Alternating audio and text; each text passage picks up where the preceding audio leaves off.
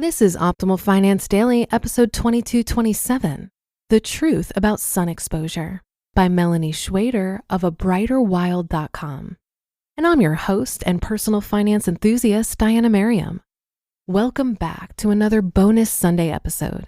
This is where we get to hear from one of the other shows in our podcast network, and today's comes from Optimal Health Daily. You can find that show wherever you're listening to this. And with that, here's Dr. Neil with the post and his commentary as we optimize your life.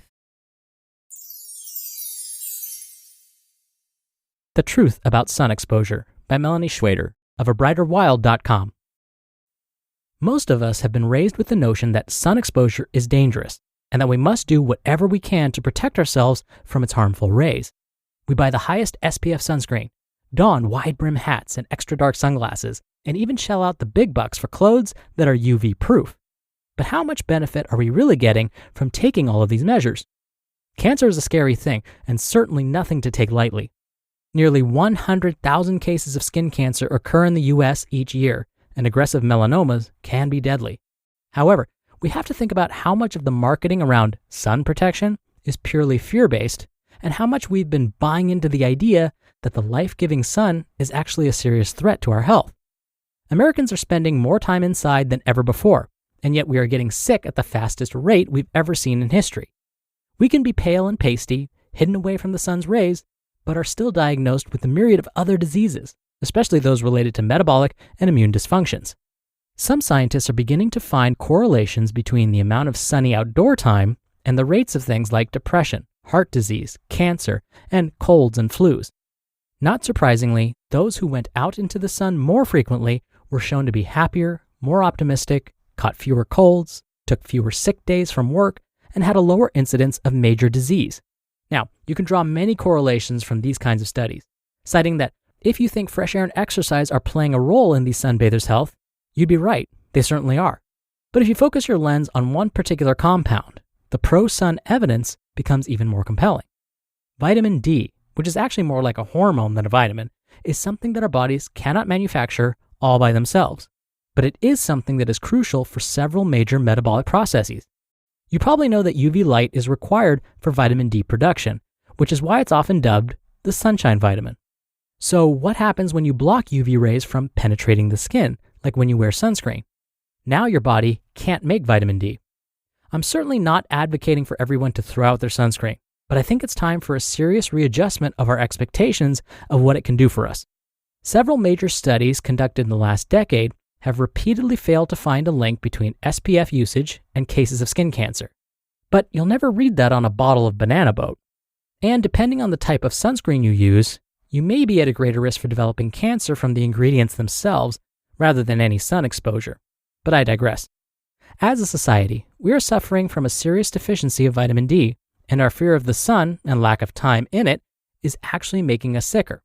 There are many amazing functions of this little wonder molecule we call vitamin D, but here are just a few of the major ones. 1. This hormone acts as an escort to help shuttle calcium and phosphorus into our bones specifically.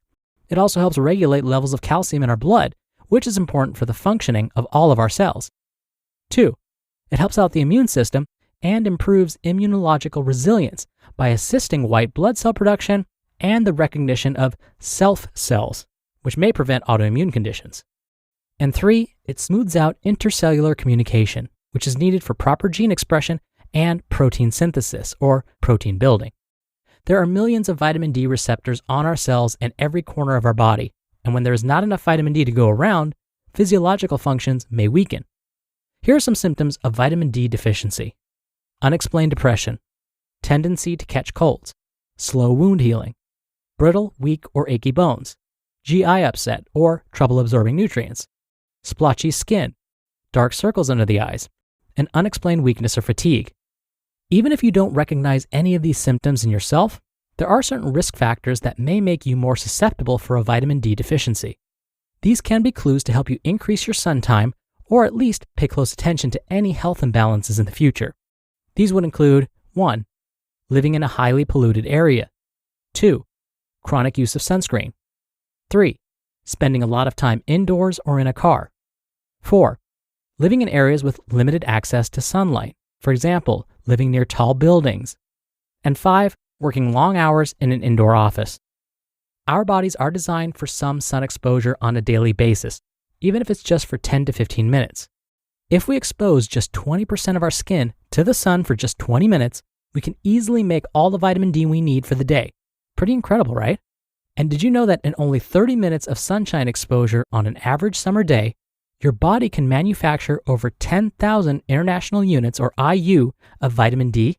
That's 30 times what the average American gets in their daily diet. Even a primal aligned diet can only reach about 1,000 international units in a day. So it's important to realize that no matter how clean your nutrition strategy is, your body still needs sun exposure to make the optimal amount of this crucial health-giving hormone. Plus, it's been shown that the vitamin D we make naturally through sunshine actually lasts longer in our cells when compared to the vitamin D we get through food and supplements. Pretty compelling pro-sun science, I'd say. We just need to get over the fear that the sun is dangerous.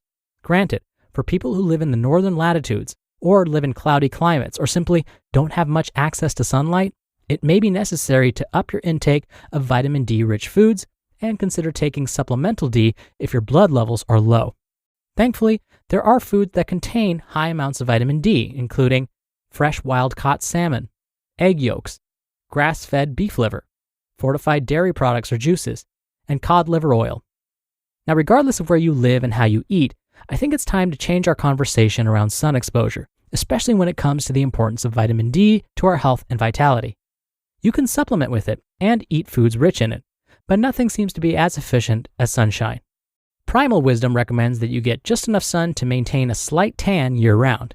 When in doubt, it's recommended to expose larger parts of your body for shorter amounts of time, rather than smaller parts for longer durations. Because yes, too much sun on a small area like your hands or your face can cause damage over time. So, roll up those pant legs and sit out for 20 to 30 minutes every day whenever possible. Bonus points if you can stick your feet in the grass or sand and get some earthing benefits too.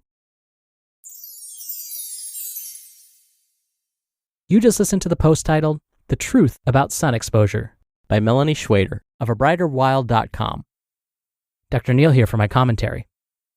Now, there are some that may require more or less sun exposure, and Melani did allude to this. For example, those with darker skin may need more than 20 to 30 minutes of sun exposure each day. Those that are fair-skinned may end up with a sunburn with just 15 minutes of sun exposure. So be careful. The key is to not allow yourself to burn. Sunburns are often associated with a higher risk of skin cancer. A great way to know how much sun you should be getting is to speak with a dermatologist. These are medical doctors that specialize in treating and preventing skin disorders like skin cancer. They can also help with hair and nail disorders. Dermatologists are very familiar with the connection between vitamin D and sun exposure and can provide you with more specific recommendations. Now, because of my darker skin and the fact that I spend much of my day in my office or teaching in a classroom or in my car commuting, I have found that I tend to run low on vitamin D. I found this out through a routine blood test. Now, there has been some debate about the accuracy of blood tests for determining the body's vitamin D levels, but most doctors are happy to use this method at least as a starting point. So talk to your doctor about this. If you're running on the lower side like me, it may be worthwhile to supplement with vitamin D. That's what I've started doing. There are many safe supplements available. No matter the brand, you want to buy the form of vitamin D called D3. And when you take the supplement, do so with your largest meal of the day. That's because your body may end up absorbing 50% more when you take vitamin D3 with large meals. And according to one of my favorite websites, consumerlab.com, vitamin D3 drops from the brand Source Naturals is a great option. It meets both purity and quality standards. If you're not a fan of using drops or don't like the taste, Sam's Club brand D3 soft gels are great too. Now, I haven't mentioned anything about how much you should take. That's because that's a conversation you need to have with a healthcare professional. All right, that'll do it for today. I'll be back here tomorrow for our usual Friday Q&A, so stay tuned for that, where your optimal life awaits.